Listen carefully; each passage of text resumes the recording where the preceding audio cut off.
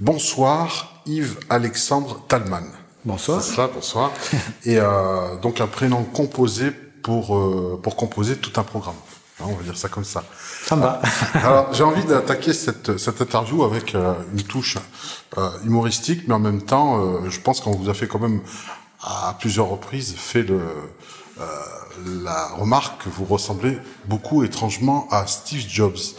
Alors, puisqu'on est dans la loi de l'attraction, puisqu'il a croqué aux fruits défendus avec sa marque La Pomme, d'Apple, a-t-il utilisé, d'après vous, la loi de l'attraction pour cette fulgurante réussite, d'après vous?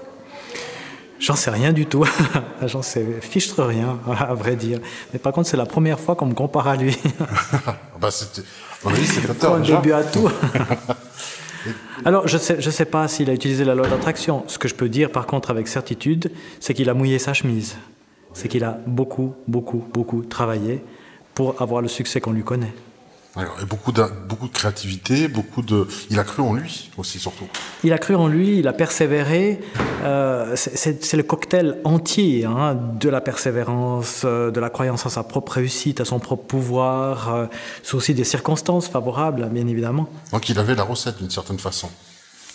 Alors, si on le dit comme ça, il suffirait d'avoir la recette pour réussir. Si je compare ça avec les livres, puisque j'écris des livres, beaucoup d'écrivains, beaucoup d'auteurs, beaucoup d'éditeurs aimeraient la recette. À savoir, tout d'un coup, un livre devient un best-seller et on essaie de reproduire, mais on n'y arrive pas forcément. Il y a toujours la petite touche de magie. L'incertitude qui fait que ça rend la vie beaucoup plus pimentée, finalement. On ne sait pas, c'est l'inconnu, finalement. Oui. D'accord. C'est pas que de la reproduction quelque part. Il y a une petite touche supplémentaire qui apparaît. Voilà, il y a cette part. On peut dire un peu comme Einstein n'aimait pas ça d'ailleurs. Il disait Dieu n'aime pas jouer au dé. Oh, Einstein a dit beaucoup de choses qui ne sont pas avérées par la suite. Tout est énergie. Ça, c'est pas la physique quantique, ça, c'est Einstein. Tout est énergie. Donc, si tout est énergie, la pensée aussi est énergie. Je dis pas, mes collègues physiciens, quand ils entendent une pensée comme ça, habituellement, ils n'aiment pas trop. Bon. Tout est vibration. On retrouve aussi dans certaines théories de la physique quantique, effectivement, que quand deux particules ont interagi, après, on ne peut pas les décrire sans tenir compte l'une de l'autre. Voilà ce que ça nous dit. Tout est interconnecté. Vous savez, il y a beaucoup de grands personnages, que ce soit un Steve Jobs ou que ce soit un Einstein ou un Gandhi. On leur fait dire des choses, ou on utilise certaines de leurs paroles. C'est selon, après. On peut jouer aussi avec ça. Einstein, je crois qu'il n'aimait pas que Dieu joue au dé. Mais le futur lui a donné tort, puisque ses idées par rapport à la mécanique quantique se sont révélées erronées. Oui, c'est vrai. C'est Bohr derrière qui ensuite a réussi à le convaincre. Bon, ils étaient pas d'accord, mais leur confrontation a donné naissance à des débats très nourris. Passionné et passionnant. Et justement, vous en parlez brièvement dans votre conférence, vous faites référence très rapidement, vous passez dessus sur la physique quantique, justement. Ça m'introduit là-dedans. Mais en même temps, vous donnez une explication vraiment déroutante sur la loi de l'attraction, parce qu'en venant à votre conférence, on s'attend en fait au miracle, aux choses, la pensée positive, de manière classique, comme vous le dites très souvent, avec une certaine croyance, voyez. Et vous l'attaquez sous l'angle scientifique, avec des preuves, des recherches, des études sérieuses. C'est-à-dire que je ne vais pas vous parler de ce que vous savez déjà, si vous avez déjà lu des livres de loi d'attraction et de pensée positive, mais je vais aborder la question d'une autre façon. Peut-être un petit peu troublante pour certaines personnes, puisque je vais essayer de me baser uniquement sur des éléments scientifiques validés. Vous trouvez un best-seller avant l'heure, Joseph Murphy, La puissance de votre subconscient, qui a été réédité un grand nombre de fois, un nombre de reprises. Et puis sans doute celui qui a eu le plus de succès ces dernières années, et là on parle de millions d'exemplaires, sans secret, c'est évidemment le secret, Rhonda Byrne, qui a écrit ce livre-là. Pourquoi avoir choisi cette voie-là, qui n'est pas facile, puisque finalement les livres à succès de la loi de l'attraction classique se vendent comme des petits pains, et font bien recette? Vous non, vous allez à contre-courant. Pourquoi ce choix? Parce que vous êtes vous-même un scientifique? Parce que je suis moi-même un scientifique, et puis c'est aussi mon rôle de formateur, d'enseignant. Quelque part, dans ces livres qui font succès, qui ont du succès, on a quand même un acte de foi qui est nécessaire. À savoir, je dois croire pour que cela marche, ou je dois croire pour que ça a du sens à mes yeux. Tandis que dans la version scientifique, quelque part, j'ai des arguments qui me convainquent. Je n'ai pas besoin de croire qu'il existe tel ou tel principe, mais simplement il y a des recherches. À la limite, si j'ai les moyens, je peux les reproduire moi-même pour arriver à me convaincre. C'est une démarche qui est un petit peu différente. Plutôt que l'acte de foi, moi, en tant qu'enseignant, j'amène plutôt les jeunes à réfléchir et à se forger une idée avec des arguments solides. Et effectivement, j'ai utilisé cette démarche pour entrer dans le domaine de la loi d'attraction où on trouve beaucoup d'actes de foi. Mais alors, qu'est-ce qu'il arrive des personnes qui ne peuvent pas concéder cet acte de foi, qui vont dire non, moi je ne crois pas à ce principe-là, ou non, moi je suis athée, donc quand vous me parlez de l'univers comme un principe divin, non, je ne peux pas entrer dans cette dimension-là. Ou si je vais en entreprise, vous voyez que là, il y aura forcément des gens un peu plus sceptiques qui ne vont pas accepter de simplement me croire cette parole. D'ailleurs, ils sont plutôt basés sur les résultats concrets. Et là, ça ne fonctionne plus. Et alors, on risque d'avoir des polémiques. Et ce que je voulais, c'est justement avancer en terrain solide, où la polémique n'a plus raison d'être, puisqu'on a des éléments, on va dire, qui sont acceptés par la communauté scientifique, par les chercheurs, par les penseurs, en définitive. Et c'est une façon de mettre, pour vous, de réconcilier les croyants et les athées aussi. Oui, les réunir. On pourrait le dire comme ça. J'aime bien voir la pensée positive, nouvelle génération, comme je l'appelle, ou 2.0, comme une sorte de chaînon manquant entre la pensée positive classique, où l'ésotérisme, la magie, l'acte de foi est très présent, puis de l'autre côté, la psychologie positive, comme une discipline scientifique, mais quelque part qui se fait en faculté, qui se fait en université, qui avance en terrain balisé, qui fait de la recherche avec des résultats, mais il y avait aussi des moyens nécessaires pour faire cette recherche. Et quand on regarde, les deux ont plutôt tendance à rester sur leur garde, ah non, nous on n'est pas dans ce domaine-là. Ah non, mais eux ils sont un petit peu trop réductionnistes terre à terre. Et du coup, il y a un langage de sourds qui s'oppose, qui se confronte vraiment. Voilà. Et c'est dommage parce que beaucoup de personnes qui pourraient avoir un bénéfice à pratiquer ces attitudes positives, quelque part, vont rejeter. Et se privent d'un précieux outil. C'est ça. C'est ça. Et vous vous positionnez comme un vulgarisateur justement de la loi de l'attraction. Je me positionne comme un vulgarisateur tout court. Mon travail n'est pas de produire de la recherche, je n'ai pas les moyens. Pour ça, il faut beaucoup de moyens. Habituellement, ce sont les universités qui arrivent à faire ça. Par contre, les universités produisent des résultats qui parfois sont difficilement accessibles au niveau du grand public.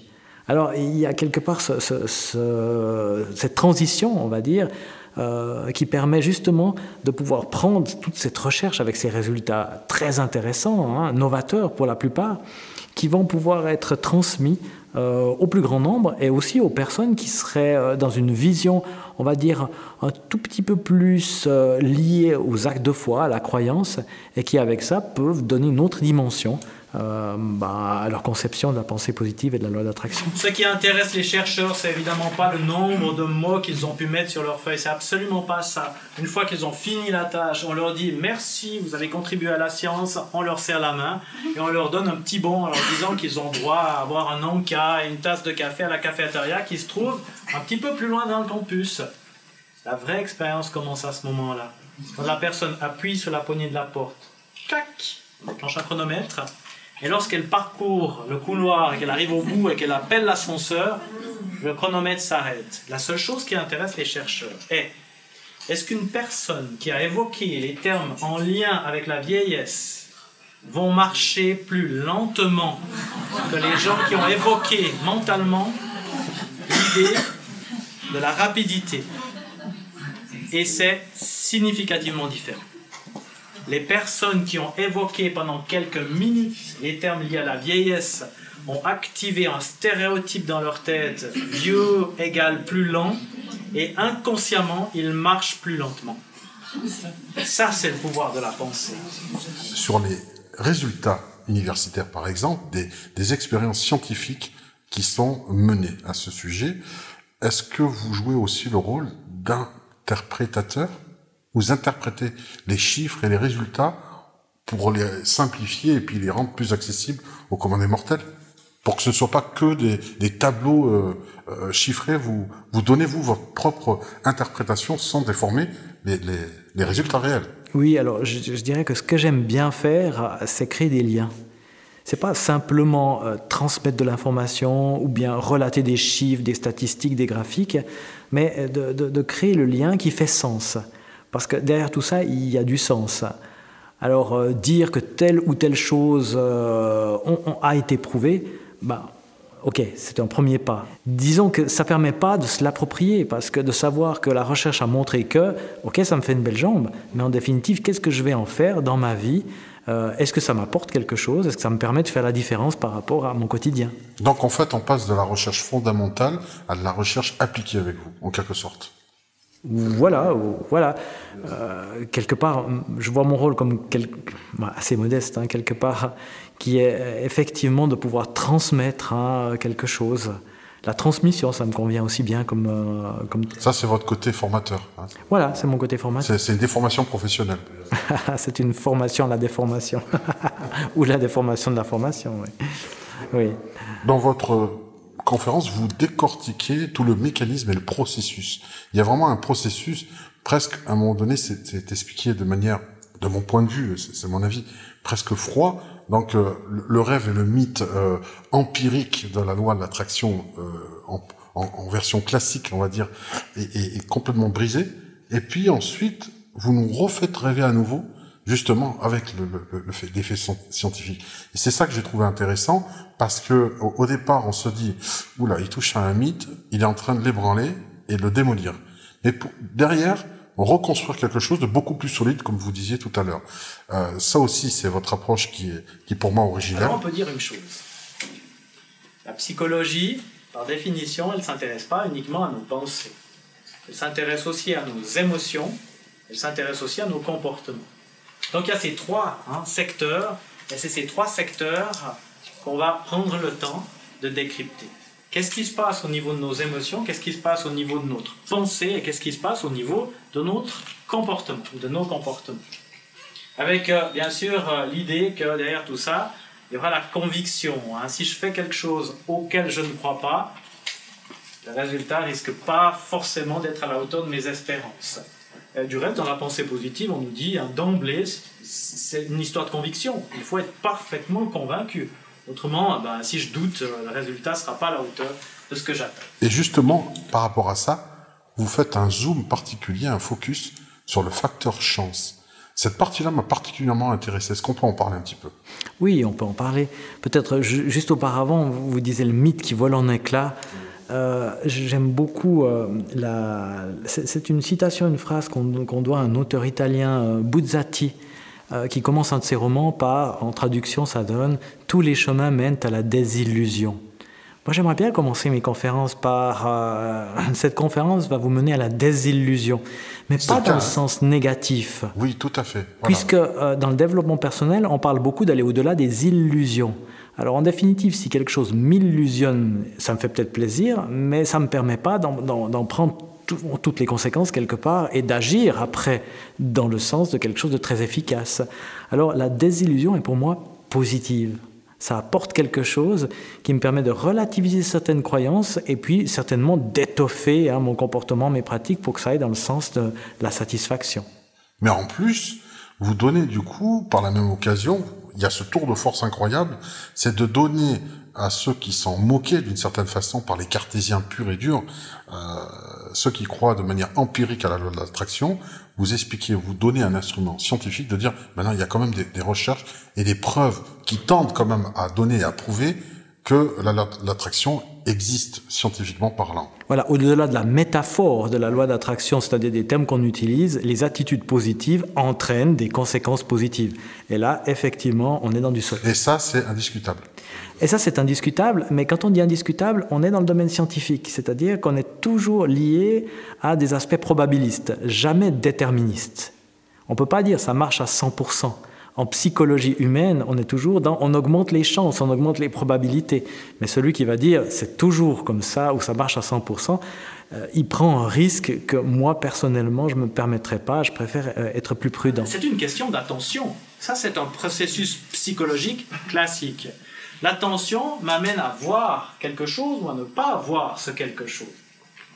Il y a quelque temps, je me baladais avec mon fils, et puis je lui faisais la leçon, hein, je parlais avec lui, quand tout d'un coup, il regarde par terre et il voit une pièce de 2 euros. Moi, je ne l'avais pas vue. Lui l'a vue. Vous voyez, c'est ça la question de l'attention. Lui voit la pièce, moi je ne vois pas la pièce, je ne la vois pas parce que je ne regarde pas par terre, tout simplement. Autrement dit, peut-être que certaines personnes regardent au bon endroit et d'autres ne regardent pas forcément au bon endroit. Qu'est-ce que ça veut dire regarder au bon endroit? Ça veut dire ça, hein, si mon champ d'attention, il est réduit. Vous savez, un petit peu comme les œillères hein, qu'on peut mettre sur la tête du cheval. Bah, je ne vois pas ce qui est à l'extérieur hein, de mon cercle. Quand je pratique la pensée positive au sens classique du terme, j'ai confiance, je me convainc. Et donc si je suis convaincu que le meilleur m'arrive, bah, je peux me détendre, en définitive. Puis si je crois que l'univers conspire à ma faveur ou qu'il existe un Dieu tout-puissant qui me protège, après tout, pourquoi me faire du souci? Et donc je peux me détendre, et cette détente amène mon attention à s'ouvrir. Et en s'ouvrant, elle me permet de voir ce que je n'aurais pas vu autrement. De voir des opportunités qui sont déjà là, mais que je n'aurais pas vues autrement. Ouais, l'erreur est permise en tout cas. Oui, les fluctuations, c'est ce qu'on appelle le libre arbitre, quelque part. Si on nie ce libre arbitre, ou plutôt pour arriver à des résultats à 100%, on est obligé de lier les différences interindividuelles et le libre arbitre. Ce qui me déplaît quand même, je préfère penser que chacun d'entre nous a le pouvoir de décider, en tout cas dans une certaine mesure, et que ça va bien sûr donner après des résultats fluctuants. Alors, un volet peut-être que vous ne traitez pas dans la conférence, et là, c'est là où j'essaie par extension dans cette interview d'aller plus loin, on va parler plutôt de la pensée positive de masse. Alors, il n'y a pas très très longtemps, et ça c'est scientifiquement prouvé, que si vous mettez comme ça à l'affilée que des sages dans une foule, ça ne fera pas une foule sage. Hein. La foule peut des fois dégénérer et devenir irresponsable. Est-ce qu'il en est de même avec la pensée positive de masse? Est-ce que cette inéquation est aussi inexacte? Alors, oui, il y a un aspect intéressant par rapport à ça. C'est l'impact du positif et l'impact du négatif. Alors, ça, ce sont des résultats très, très intéressants qui ont été, qui proviennent de secteurs différents. Le premier élément, on le doit au monde professionnel. C'est un chercheur du nom de Marcial Losada qui a collaboré justement avec Barbara Fredrickson, que j'ai cité dans la conférence, et leur questionnement était dans une équipe professionnelle. Qu'est-ce qui fait que ça se passe bien ou ça se passe moins bien? Autrement dit, qu'est-ce qui fait que certaines équipes fonctionnent bien, obtiennent de bons résultats et sont satisfaits de travailler ensemble, alors que d'autres, au contraire, sont de moins en moins satisfaits de travailler ensemble et puis n'obtiennent pas forcément des bons résultats? Et Marcial Losada a essayé d'analyser tous les paramètres. Il a pris des équipes de 8 personnes dans le management et au final, il a analysé avec des outils mathématiques et une seule variable est ressortie de ces analyses. Et c'est un rapport très précis entre les interactions positives et les interactions négatives. Dit en clair, une équipe va voir son fonctionnement être très satisfaisant, voire épanouissant, du moment où il y a 3 fois plus d'interactions positives que d'interactions négatives. Le rapport du positif, des paroles positives par exemple, sur le négatif, doit dépasser 3. Autrement dit, parole positive, c'est « Ah, bravo »,« Ah, super »,« Ah, on va y arriver ». Parole négative, c'est « On a déjà essayé cette idée »,« Ah, tu reviens de nouveau avec quelque chose qu'on a déjà essayé ». Et bien d'ailleurs, vous en faites référence avec l'élève, justement. À force de dire à un élève « T'es un cancre », effectivement, on en fera un cancre. Parce qu'on ne le stimule pas, c'est le terme que vous utilisez. Ouais. D'accord. On est là-dedans. On est là-dedans. Mais là, on le chiffre en termes quantitatifs, à savoir qu'il faut 3 fois plus de pensée, ou on va dire d'interaction à ce niveau-là, positive par rapport au négatif, pour que ça fasse l'effet. C'est une expérience très très classique en pédagogie, où au début d'une année scolaire, on va dire à certains enseignants que certains élèves sont des petits génies, alors qu'à d'autres, on va les décrire comme des cancres. Et puis après, on regarde les résultats scolaires. Et on remarque que le fait d'avoir... C'est des élèves tirés au sort, bien sûr, ils n'ont pas de caractéristiques particulières. Mais on remarque que les élèves que l'on a vendus entre guillemets comme étant des petits génies voient leurs résultats scolaires s'améliorer, alors que ceux qu'on a décrits comme étant des cancres voient leurs résultats scolaires diminuer. Et quand après on observe en détail ce que fait le professeur, on voit que son comportement a changé insensiblement. Si je pose une question à un élève que je crois être un bon élève, puis qu'il ne sait pas, je l'aide un peu, je le stimule, puis dans ma tête je me dis « Ah, mais alors ma question était trop dure ». Si par contre je pose la même question à un élève que j'imagine être un cancre, et qui ne sait pas répondre à la question, je me dis pas, comme d'habitude il n'a pas écouté, je passe à quelqu'un d'autre, et je le stimule pas, et je me remets pas en question.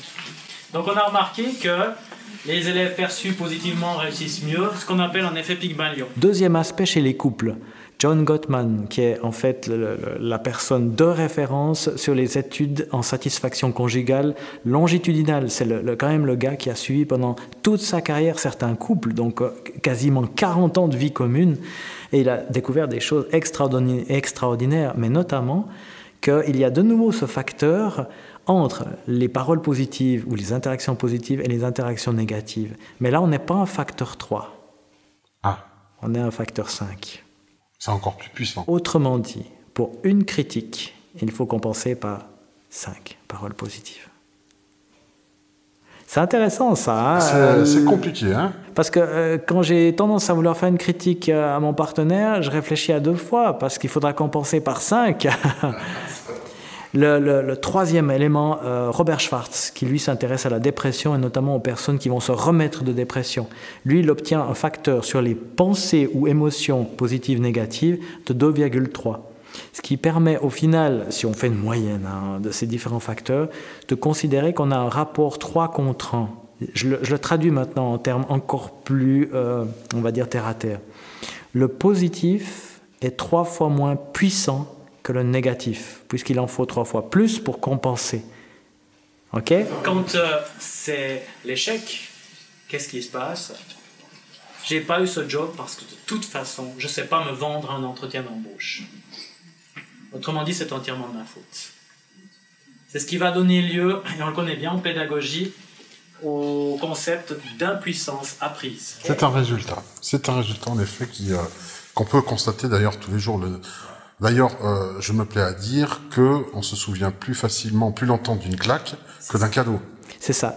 Imaginez, dans la conférence, il y a 100 personnes, il y en a 99 qui sont ravis, mais il y a une personne qui me dit « Monsieur Thalmann, c'est scandaleux ce que vous avez dit, vous fichez tout en l'air, en tout cas, plus jamais je viendrai vous écouter, puis je conseillerais à personne d'acheter vos livres. » Quand je vais rentrer chez moi, je vais penser à quoi ? Aux 99 personnes qui sont satisfaites et qui sont contentes d'être venues, ou au contraire à cette personne-là. Ça impacte beaucoup plus. Et donc, pour reprendre votre analogie de la foule, il se peut bien que si on a un nombre égal de personnes qui sont plutôt du côté positif, puis l'autre dans le négatif, c'est le négatif qui va l'emporter. Il faut plus de positif pour contrebalancer le négatif. Qu'est-ce qu'on peut dire sur ces personnes qui ont plus de chance et qui, on dirait que tout leur sourit?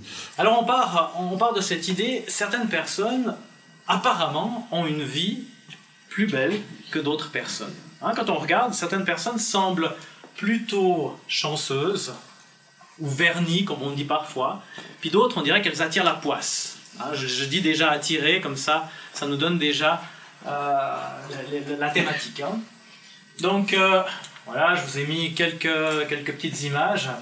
On dirait qu'elles ont plus de chance, et je reviendrai sur ce terme de chance, peu importe comment on appelle le phénomène, parce qu'à l'heure actuelle, on est quand même capable de donner une explication au facteur chance. La recherche montre qu'il s'agit d'une attitude.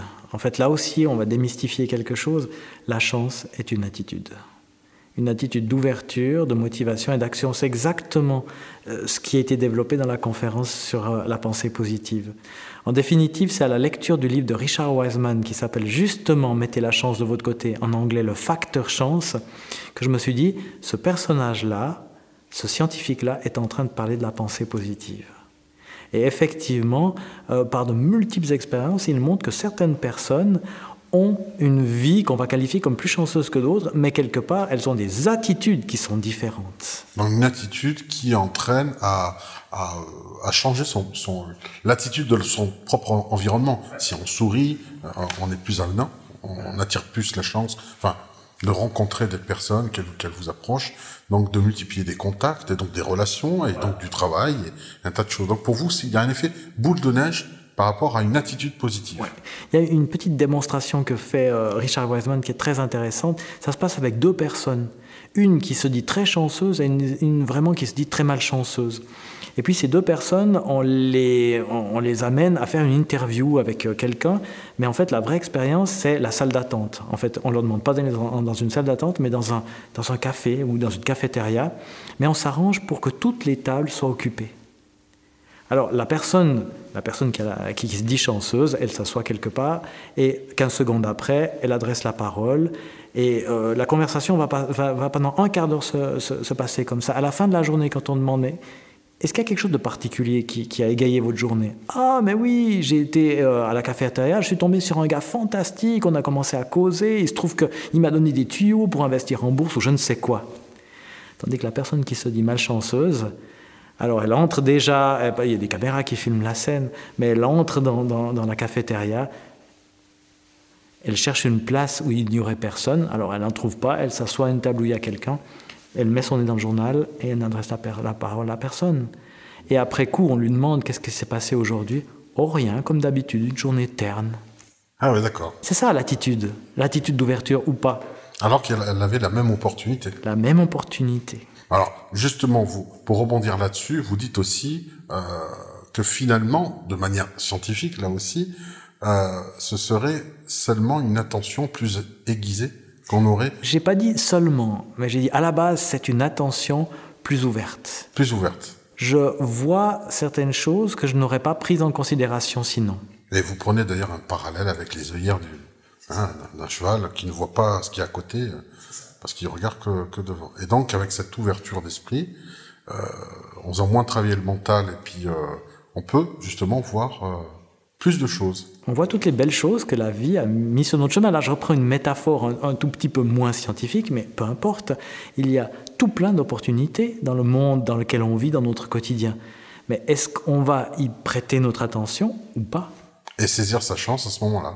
Voilà, alors je prête mon attention, mais si je me dis en même temps, de toute façon, c'est pas pour moi, le temps que j'y aille, ce sera déjà fini, quelque part, ça aussi. Ça suffit pas d'avoir l'attention ouverte. Encore faut-il croire que notre action sera efficace et fera la différence. Donc la pensée amène aussi à une action, et donc il faut se bouger quelque part. Les attentes positives entraînent des attitudes positives.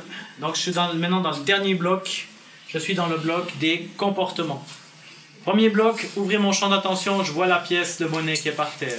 Deuxième bloc, je pense positivement, je me dis, de toute façon ça sert à rien, le temps que je me baisse, il y aura déjà quelqu'un qui l'aura prise. Je me dis, ah ouais, là, je peux la prendre. Troisième bloc, il faut faire le mouvement. Parce que tant que j'ai pas fait le mouvement, j'ai pas la pièce. Alors, indéniablement, quand on parle de pensée positive, si on en reste à l'idée de la pure pensée, je pense qu'on limite très très fortement ce qui pourrait se passer. Et il est vrai que dans beaucoup de ces textes de pensée positive, on nous dit l'important c'est la pensée. Certes, la pensée est importante, mais je crois que l'action est aussi nécessaire. La pensée est un moteur, mais l'action est vraiment utiliser ce moteur, le faire avancer. Voilà, c'est ce qui va concrétiser en définitive la pensée. Mais peut-être que justement, l'amalgame est fait avec on dit souvent que la pensée est créatrice. Donc, certaines personnes prennent ça pour argent comptant en se disant, je pense, donc je crée, donc je n'ai pas besoin d'agir puisque ma pensée, elle seule, suffit à créer. Vous pensez qu'il y a ce genre de confusion qui est faite dans les esprits? Oui, on entend même ou on lit, je suis co-créateur de l'univers dans lequel je vis. Alors, bien sûr, un sens métaphorique, on ne peut que donner raison à ces gens-là, mais dans un sens réel, on n'a vraiment pas suffisamment d'éléments concrets, d'éléments solides, d'éléments étayés scientifiquement pour dire que notre pensée aurait une influence à distance. Oui, ça ne marche pas comme ça. Alors, ça ne marche pas comme ça. Moi, ma conviction de scientifique, c'est que ma pensée a une action extrêmement forte sur mon corps. Donc, je peux bouger, je peux utiliser mes mains, mes jambes, le ma pouvoir parole, de la décision. Bien sûr. Maintenant, est-ce que je pourrais influencer quelque chose à distance juste en y pensant? Là, on est dans quelque chose qui est beaucoup plus ésotérique et qui est très, très controversé. En l'état actuel, peu de scientifiques vont croire à une telle influence. Par contre, là où vous êtes tout à fait d'accord avec cette idée de pensée créatrice, dans le fait qu'il y ait des guérisons miraculeuses, par exemple, où on programmerait par la pensée positive nos cellules à se régénérer mieux que quelqu'un qui verrait la vie de manière un peu dépressive et morne, d'une certaine façon. Une illusion en moins, de nouveau, ou bien J'ai lu un article qui m'a quand même interpellé par rapport à ces guérisons miraculeuses. Ça parlait de Lourdes. Oui. D'accord. Et à Lourdes, il y a quand même des faits. Enfin, quand je parle de faits, il y a un certain nombre, voilà, de cas identifiés, et que le Vatican lui-même, et on sait qu'à ce niveau-là, ils sont très très très rigoureux, va considérer comme guérison miraculeuse. Ce qui est intéressant, c'est de calculer la probabilité. C'est-à-dire combien de personnes, combien de pèlerins vont faire le voyage à Lourdes et combien vont être guéris. À supposer qu'il y ait 15 guérisons miraculeuses par année à Lourdes et qu'il y ait 5 millions de pèlerins. Vous voyez que la probabilité, elle est faible. Et maintenant, si on compare avec le fait qu'une personne qui n'aille pas à Lourdes et qui soit atteinte d'une maladie guérisse spontanément, on a une probabilité supérieure. C'est-à-dire que ça a été comparé avec un hôpital où une personne vient mais ne reçoit pas de traitement. Oui, l'effet placebo. Alors on serait en effet placebo. Vous voyez, guérison miraculeuse, de nouveau, est-ce que c'est lié à la pensée? Est-ce que c'est lié tout d'un coup à la croyance qui me détend et mon système immunitaire commence à fonctionner différemment? Là, je serais plus du côté de la biologie que du côté de la pensée. Et là, il y a un début de réponse, en tout cas. Ça va dans ce sens. La biologie donne raison à cette faculté au corps de régénérer mieux les cellules. Alors, ce qui est scientifiquement établi, c'est que le stress, ça va perturber l'organisme, mais à tous les niveaux. Hein. Voilà, ça, c'est certain. Voilà, la réaction au stress, c'est une réaction momentanée, instantanée. Ok, je suis au volant de mon véhicule, tout d'un coup, il y a un danger, clac, je suis stressé, je freine, poussée d'adrénaline. Voilà, et là, c'est ok. Mais par contre, si je suis stressé toute la journée parce que mon patron, il me presse, parce que j'ai des soucis financiers, alors là, c'est un stress qui va petit à petit épuiser l'organisme. Et ça, c'est connu vraiment depuis une 60aine d'années. On n'est pas dans l'ésotérisme, hein, là, on est vraiment dans la médecine classique. Ma mère, lorsque moi, j'ai eu 13 ans, a développé un cancer qui aurait dû normalement la tuer. En définitive, elle s'est retrouvée en urgence en train de se faire opérer par un médecin qui plus tard a dit « cette personne est condamnée » parce que l'opération a été une catastrophe, elle a duré plus de 6 heures et puis les organes étaient touchés à côté de la matrice qu'ils lui ont enlevée. Elle a vécu encore 18 ans. Hein. Sur son dossier médical, c'est rémission spontanée, on parlerait de guérison miraculeuse. Mais beaucoup de pensées positives. Vous voyez pourquoi je m'intéresse à ce thème-là? C'est non plus pas tomber simplement dans un champ conceptuel d'intérêt. Je ne sais pas ce qui a guéri ma mère, en définitive. Ce que je sais, c'est que je suis très content qu'elle a été guérie. Ce que l'on sait, et là alors c'est tout à fait du classique de chez classique, c'est que le stress nous fait produire des hormones particulières, notamment le cortisol et l'adrénaline, qui ont un très très mauvais effet sur le système immunitaire. Plus je suis stressé, moins mon système immunitaire peut lutter efficacement. Et donc, à force d'être dans le stress, le corps libérait des substances en fait néfastes qui seraient un poison de Morland d'une façon. Ouais. On s'empoisonne la vie. Ouais. C'est le cas de dire. Et on a les liens avec les deux on va dire, maladies les plus fréquentes dans notre 21e siècle, à savoir les troubles cardiovasculaires et le cancer. Et on a l'explication pour les deux voies. C'est des questions hormonales en définitive. D'accord. Il y a une cause à effet avec justement le stress et ces deux maladies, la cardiovasculaire. En médecine, on ne parle plus de cause et d'effet, on parle de modèle multifactoriel. D'accord. Quand on parle de psychologie, en tout cas, on est dans un modèle bio-psychosocial. Il y a de la biologie, il y a de la psychologie, et puis il y a des interactions avec les autres. C'est déjà Pasteur qui disait, le microbe c'est une chose, mais le terrain, c'en est une autre. Donc on tient compte quand même de tout ça. Et là, alors on est sur le facteur terrain. Comment ça se fait que dans une épidémie de grippe, certaines personnes résistent parfaitement et puis d'autres succombent? En définitive, elles sont en contact avec les mêmes agents pathogènes, mais leur immunité fait un travail différent. Ça donne à réfléchir, en effet. Et ça donne un argument fort à ceux qui disent qu'on a tout avantage à apprendre à se détendre, ouais, à lutter contre les effets du stress. Tout à fait. Donc vous parlez justement de la graine du subconscient. Pour les hypothèses naturelles, on va dire, il y a le fait que la pensée positive va comme ça planter une graine qui va germer et qui va vous mettre dans de bonnes dispositions, justement, pour améliorer la santé. Donc, du moment où je mets la bonne graine, parfois on parle d'ensemencer le subconscient avec les bonnes pensées, alors automatiquement j'aurai le bon résultat. Si je sème une graine de pommier, j'aurai un pommier, j'aurai pas autre chose. C'est ce qu'on nous dit. Ok. J'en discute pas pour l'instant, c'est l'hypothèse telle qu'elle est énoncée. L'hypothèse naturaliste, c'est celle qui cartonne à l'heure actuelle, qui est un peu dépassée par une autre, mais qui est encore plus dans les débats, quelque part. C'est l'hypothèse naturaliste, à savoir il existe une loi naturelle, comme quoi le positif attire le positif. C'est la loi d'attraction au sens vraiment le plus classique de ce terme. Le positif attire le positif. C'est une loi, nous dit-on, quand on lit ce type d'ouvrage, comme la loi de la gravitation. Mais pas que. Il y a aussi l'exercice physique, vous en parlez aussi. Le sport est bon pour la santé, on le sait, mais en plus libérer des agents qui sont bons pour globalement pour nous. Et donc, il nous aide à mieux penser. Aussi avoir un esprit combatif, le sport, c'est ça aussi. Donc positif. Ne pas se laisser abattre par les obstacles.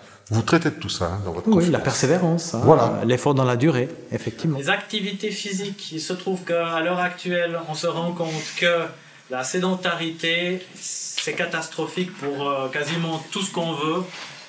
Dans des revues encore que j'ai trouvées en kiosque ces jours, si on sévit, pour dire si on sévit, on est vraiment dans quelque chose qui est solidement ancré dans le concept classique. Alors vous avez des pourcentages où on vous dit si vous pratiquez 3 fois par semaine une activité physique d'une demi-heure telle que la natation, la course, etc., ça réduit de 45% votre risque de faire un AVC, de faire telle ou telle maladie. Donc là, on voit aussi qu'on est dans la détente parce que on peut décharger une partie des tensions. On dit que l'argent ne fait pas le bonheur. Vous en donnez un exemple concret où, par exemple, dans la conférence, moi, ça me fait tilter que on sait qu'aujourd'hui, des gagnants du gros lot, du loto, ne sont pas heureux à long terme. On peut un petit peu pousser un petit peu les explications. Qu'est-ce que vous en savez là-bas? Après, bien sûr, on peut discuter de ceci, mais il y a certaines vies qui sont plus enviables que d'autres. Même si les vies les plus enviables ne sont pas forcément celles qu'on aimerait vivre. Pensez aux gens qui ont gagné le gros lot à l'euro-million. On sait maintenant, avec le suivi de ces personnes, qu'elles ne sont pas durablement plus heureuses. Ouais. Alors là, on est dans la psychologie positive. Alors, il y a une multitude d'études qui ont été faites qui nous disent que l'argent... C'est chiffré, ça? Alors, c'est totalement chiffré. D'accord. Ouais. C'est d'autant plus intéressant. Et en fait, là, vous trouvez tous ces résultats que j'ai synthétisés dans un autre livre qui s'appelle « La psychologie positive pour aller bien ». Mais là aussi, je collecte de l'information. Et ce que l'on a à ce niveau-là, c'est qu'on comprend que quand on a très peu de ressources financières et qu'on augmente ces ressources, alors il y a un effet net sur la satisfaction ou sur le bonheur. On imagine que celui qui n'a pas pour se nourrir, qui n'a pas pour se loger, celui-ci, si on lui donne un toit, si on lui donne de la nourriture chaque jour, il va se trouver plus heureux dans la vie. Mais du moment où on a ça, en clair, du moment où nos besoins vitaux sont couverts, l'argent en plus, le surplus d'argent de revenus, ne fait pas proportionnellement autant plus de bonheur. Autrement dit, si on traduit ça en courbe, il y a une inflexion de la courbe. D'abord, on a une grande pente et puis après, ça se stabilise. C'est un peu comme le café, on met un peu de sucre, un peu de sucre, c'est bon, mais quand on en met trop, à un moment donné, ça devient dégueulasse. D'accord, ça c'est va. La courbe comme ça. On peut le dire comme ça. Je peux vous montrer d'autres études qui en fait témoignent que dans les 50 dernières années, le produit national brut aux États-Unis a explosé, mais la satisfaction dans la vie des citoyens américains est restée parfaitement stable. Quoi qu'il en soit, je crois que si on veut la formule, on ne peut pas dire l'argent ne fait pas le bonheur, ça c'est évidemment trop fort.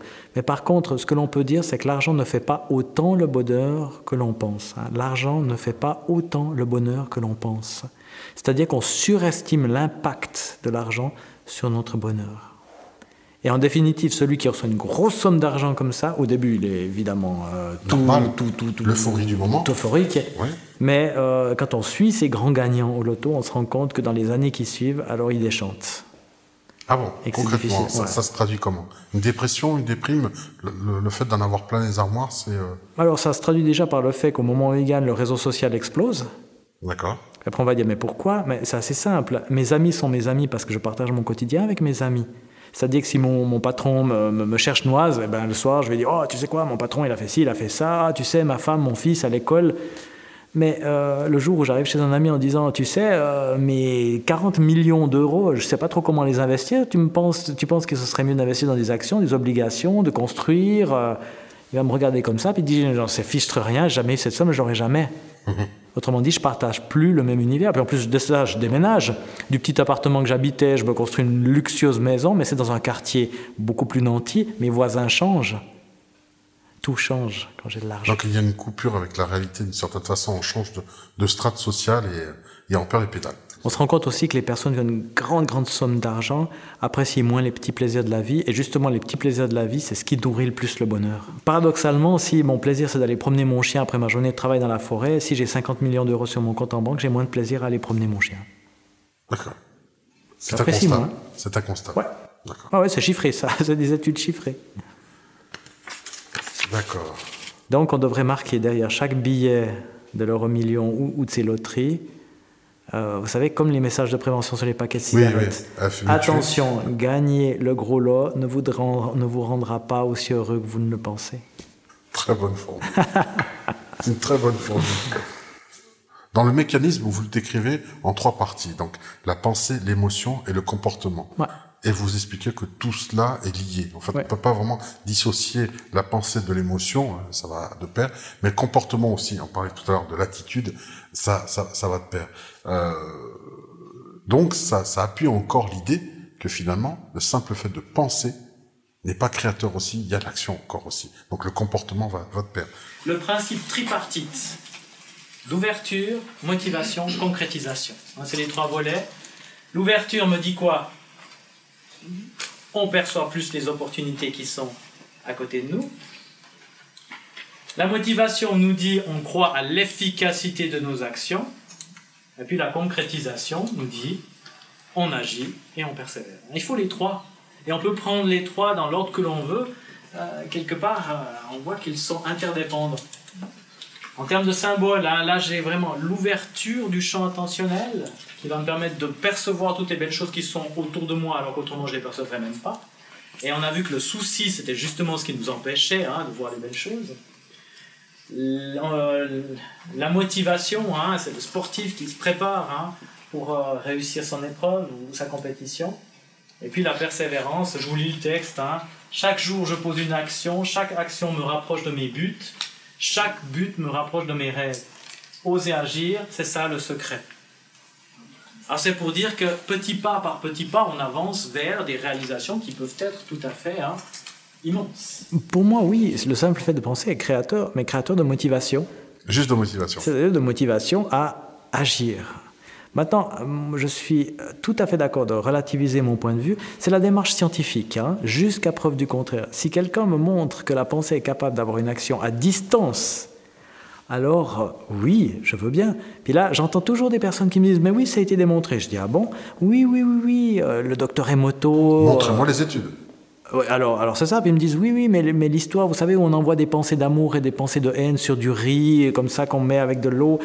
Oui, mais vous mettez le pouvoir de la pensée, Emoto, sur Internet, et vous trouvez autant de personnes qui vous disent oui, ça marche, que de personnes qui disent oui, j'ai testé, mais ça marche pas du tout, c'est exactement le contraire. Donc on est en pleine polémique, et aucun laboratoire scientifique digne de ce nom n'a produit l'expérience avec... donc voilà, en définitive, j'attends qu'on me le prouve, effectivement. En fait, le positivisme, on va dire ça comme ça, permet de voir ce qu'habituellement on ne remarque pas. Non seulement de voir ce qu'habituellement on ne remarque pas, mais aussi d'agir pour tirer parti, pour tirer profit de ce qu'on voit. Il y a vraiment les deux, simplement le voir... c'est une chose, mais le convertir, le transformer en réalisation concrète, c'en est une autre. S'ouvrir à la nouveauté. C'est fou ce qu'on fonctionne par habitude. Je vais toujours dans le même centre commercial, faire mes mêmes courses, acheter les mêmes produits. Je parque ma voiture quasiment au même endroit. Et donc je vis toujours le même type d'expérience. Comment je vais ouvrir à la nouveauté? Si je cherche un partenaire amoureux, mais comment je vais le rencontrer si je suis toujours au même endroit? J'ai quand même beaucoup plus de chance en ouvrant et en participant à des expériences originales. Alors vous dites, la pensée positive permet de donner l'illusion de pouvoir influencer les choses, d'avoir une influence réelle. Oui. Ça, c'est l'optimiste qui va voir les choses comme ça. C'est nécessaire. Est-ce que c'est darwinien? Est-ce que c'est une évolution naturelle de survie que l'être humain a eu de croire en ça ou... Je ne parle pas d'illusion. Hein. On a effectivement un biais cognitif qui est l'illusion de contrôle, mais là, on ne parle pas d'illusion. On parle de sentiment d'auto-efficacité ou d'efficacité personnelle. Autrement dit, quand je fais un acte, il faut que je sois convaincu que cet acte va porter des fruits. Autrement, je me démotive. Ce qui amènerait l'impuissance apprise ou l'impuissance acquise. Ça a même été testé sur des animaux. Vous savez, des expériences qui ont été faites, cruelles par ailleurs, où on met des rats dans une bassine d'eau et puis on attend qu'ils se noient. Seulement, ces rats-là, bien sûr, on mesure le temps qu'ils font avant de se noyer. Et au moment où ils vont sous l'eau, hop, on les sauve. Et on refait quelques jours après la même expérience, et là on remarque un truc bizarre. On remarque qu'ils se débattent plus longtemps avant de se laisser couler. Alors on ne peut pas dire que dans la première volée, entre guillemets, les rats se laissaient mourir, ça n'a pas de sens. Mais simplement, quand dans mes neurones, hein, là on ne parle même pas de conscience, il y a l'inscription qu'à un moment donné, quelque chose pourrait me sauver et donc que j'ai avantage à continuer à me débattre jusqu'au dernier bout du dernier bout. Si c'est valable pour un cerveau de rat, imaginez comme c'est valable pour un cerveau humain. D'autant plus, oui. C'est ça. C'est vrai. Et là, ça veut dire mon action est efficace. Ça vaut la peine que je fasse jusqu'au bout cette action. Un volet qui pour moi m'a paru étrange, à mes yeux, à mes oreilles, c'est les phénomènes de synchronicité dont vous parlez. Donc c'est un peu, d'une certaine façon, un peu comme si le hasard n'existait pas. Ouais. Qu'est-ce qu'on peut... Est-ce que là aussi, la science a une réponse à ça? Alors pour la science, le hasard est fondateur. C'est ce qu'on appelle les synchronicités, hein, avec un autre terme. À savoir, je suis justement en train de me poser une question et ce panneau publicitaire, hein, là je roule avec ma voiture et tout d'un coup, paf, j'ai la réponse à la question que je me posais. Mais tout simplement, je l'ai lu le panneau publicitaire. Hein, il est là pour tout le monde. Mais certaines personnes ne le lisent pas, tout simplement parce qu'elles sont focalisées sur autre chose, ou alors ne se posent pas une question qui est en rapport. On doit le concept de synchronicité à Carl Gustav Jung. Hein. Moi, personnellement, j'adore le hasard. Mais quand je dis le hasard n'existe pas, ça veut dire que je peux créer des liens entre des événements. Hein, quelque part, si je cherche la solution à un problème et puis que je lis une revue que j'ai trouvée dans le train par hasard, hein, ou par exemple plutôt, et puis que tout d'un coup j'ai une partie de la réponse à mon problème, puis je me dis mais il n'y a pas de hasard, cette revue elle était là pour moi, c'est une façon de considérer les choses. L'autre façon c'est de considérer que simplement mon attention était ouverte et puis j'aurais pu ne pas l'ouvrir, mais je l'ai ouverte et il se trouve que j'ai pris en considération l'information que j'ai trouvée. Ce qui laisse à penser après que ce n'est pas du hasard. Et c'est ça qu'on appelle les synchronicités. Mais maintenant, c'est un regard de l'esprit, ces synchronicités. Ça ne nous dit rien sur une intention d'une entité supérieure. C'est une question d'interprétation, finalement. C'est une question d'interprétation. Les gens qui disent, ben voilà, il n'y a pas de hasard, pour moi, il y a des signes, et c'est une entité qui me guide, ou Dieu qui me donne ces signes. Peu importe, hein, du moment où elles vont tenir compte de ces signes pour aller dans le sens d'une vie plus épanouie. Vous faites allusion à l'effet Pygmalion, à un moment donné, et de la prophétie autoréalisatrice. Ça, je crois que c'est là où, justement, après avoir brisé les mythes, vous nous faites rêver. D'une certaine façon, la courbe remonte de plaisir dans la conférence, et c'est là où, finalement, on dit il a cassé un mythe, mais il y a encore le rêve et la magie est encore là, de manière presque empirique. On peut aller plus loin. Donc, ça existe, la science reconnaît, et ça, vous insistez sur ce point, la prophétie autoréalisatrice est considérée par les scientifiques, réellement. Alors ils l'ont appelé comme ça, hein. C'est pas pour rien. C'est eux qui l'ont nommé. Oui, alors ça c'est vraiment pas moi. Moi je me fais juste ici vulgarisateur ou communicateur, hein, de cette information-là. Derrière tout ça, on a les prophéties autoréalisatrices et le sentiment d'auto-efficacité en termes de concept psychologique. Hein. Tout ce qui va contribuer au passage à l'acte, mais dans le sens cette fois positif du terme. Effectivement, la prophétie autoréalisatrice ou autoréalisante, c'est un concept qu'on enseigne dans la psychologie universitaire. Mais il n'y a pas de magie en définitive. Quelque part, si je m'attends à avoir quelque chose, j'ajuste mon comportement par rapport à cette chose, qui augmente les chances que vous favorisez tout ce qu'il faut pour que cette chose arrive. Va arriver. Si vous voulez, je vous donne un exemple, mais par l'absurde ou par la négative. Hein. Oui. Dans mon travail de psychologue, j'ai une dame qui vient vers moi et puis qui est vraiment très très mal parce qu'elle s'est rendue compte qu'après des années de mariage, son mari la trompait.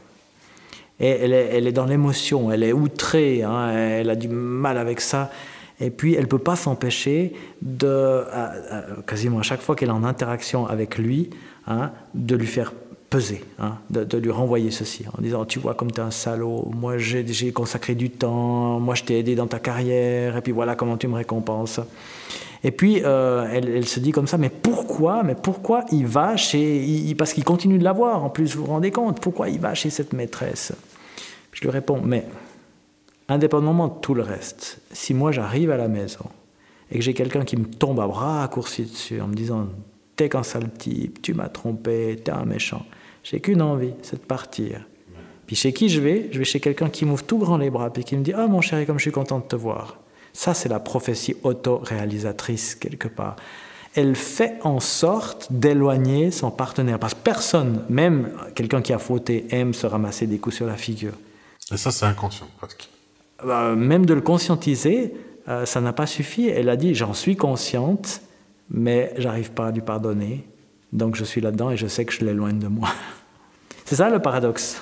Donc en fait, c'est un peu, on alimente la machine et plus ça va mal aller, d'une certaine façon. Mais oui. En faisant ça. Elle va obtenir exactement l'inverse de ce qu'elle veut, c'est-à-dire que son mari revienne vers elle. Il y a une théorie selon laquelle, si par exemple on veut réaliser quelque chose, par exemple rencontrer quelqu'un d'important, une personnalité, il suffirait d'avoir autour de soi une trentaine de connaissances, l'homme qui a vu l'homme, qui a vu l'homme, qui a vu l'ours, qui permettrait, si je me mets dans la tête de contacter le président américain Obama, je peux, si je connais 30 personnes. Mm-hmm. Donc, moi je fais un parallèle dans votre conférence où vous dites nourrir les liens faibles. Mm-hmm. Donc ça c'est intéressant parce que pour moi, il fait écho à cette fameuse théorie. Donc, avec ces liens faibles qu'on se mettrait à nourrir, on pourrait atteindre pratiquement n'importe quel objectif qu'on se fixerait. D'accord, ouais. C'est comme ça que vous le voyez. Je vous donne une piste, mais une piste qui est certainement la plus puissante de tous les changements qu'on peut obtenir. Ça s'appelle nourrir les liens faibles. En gros, autour de nous, on a des personnes qui sont nos amis. C'est les liens forts. Mais des liens forts, on n'en a pas autant que ça si on regarde autour de nous. Des amis vraiment intimes, des amis forts, des proches, des membres de la famille qui répondent à ces caractéristiques-là. On est entouré de personnes avec lesquelles on nourrit des liens faibles. Alors ça c'est quoi? C'est nos collègues de travail, c'est nos voisins, c'est le boulanger ou la boulangère chez qui je vais acheter tous les jours mon pain. On se connaît, on se reconnaît dans la rue, on peut se dire bonjour, mais guère plus. Ça c'est les liens faibles. Si je cherche un nouveau job, je vais bien sûr dire à tous mes amis que je cherche ce nouveau job. Mais mes amis sont mes amis parce qu'ils partagent le même cercle que moi, habituellement. Même cercle politique, même cercle de croyances, même cercle d'intérêt, de hobby. Ok. Ce qui fait qu'on a vite fait le tour. J'aurais nettement plus avantage à parler de ceci à mes liens faibles, qui eux connaissent aussi des personnes que moi je ne connais pas. C'est ça, nourrir les liens faibles. C'est une autre façon de dire que je suis à une poignée de main de l'âme sœur, du job de rêve, du médecin ou du thérapeute qui trouvera le bon moyen de m'aider dans ma santé, voire de m'aider à guérir, à une poignée de main. Pourquoi? C'est assez simple. En définitive, j'ai 10 amis proches qui ont 10 amis proches, et 10 fois 10, chez moi, ça fait 100. Par contre, si j'ai 100 liens faibles autour de moi, des personnes que je connais, que je côtoie sans avoir approfondi le lien, et que chacune de ces personnes a 100 liens faibles, 100 fois 100, ça fait 10 000. Je suis donc à 9 999 poignées de main du succès. Alors, par rapport à la théorie, c'est ce qu'on appelle l'effet petit monde. L'effet petit monde qui a été testé aux États-Unis. En fait, l'idée, c'est j'aimerais transmettre un paquet ou une lettre à un sombre inconnu, côte est, côte ouest des États-Unis, mais je ne peux donner cette lettre ou ce paquet qu'à quelqu'un que je connais personnellement, qui lui ne peut le transmettre qu'à quelqu'un qu'il connaît personnellement, et ainsi de suite. Combien d'étapes faut-il? D'accord, là vous nous racontez la genèse de cette théorie, comment elle est née, d'accord. Et c'est pas 30. À l'heure actuelle, c'est 4. Seulement 4 personnes. Alors, ça a été fait en Grande-Bretagne et on pourrait le faire en France pour rencontrer, pour connecter 2 parfaits inconnus. Il suffirait de 4 intermédiaires. Seulement. Ouais. Si par exemple je voulais donner en main propre au président de la République une lettre, à qui je la donnerais? En tout cas, chez moi en Suisse, ça marche. On n'a pas de président au sens français, mais on a des conseillers fédéraux. Et si je devais donner à un membre du collège gouvernemental en Suisse une lettre, il me faudrait, en fait, j'ai calculé, je me suis dit, tiens, comment ça marche cette histoire-là? Il me faudrait 2 étapes. Seulement. Parce que mon fils était à l'école avec le fils de, justement, une personne qui est en connexion directe avec le Conseil fédéral. Donc après, lui, il peut donner à n'importe qui d'autre dans le collège gouvernemental. On est à 4 maintenant. Alors, donc c'est ça l'effet petit monde. On connaît des gens qui sont en contact avec n'importe qui. Oui. Alors, ça fait partie, entre guillemets, des outils que vous livrez comme ça pour, justement, provoquer volontairement ces fameuses prophéties autoréalisatrices. Si mon souhait c'est de rencontrer un partenaire amoureux, bien sûr que je peux être chez moi puis penser que tout va bien, puis que je vais rencontrer l'âme sœur, puis que l'âme sœur vient vers moi. Mais j'ai peut-être avantage aussi à faire quelque chose de concret.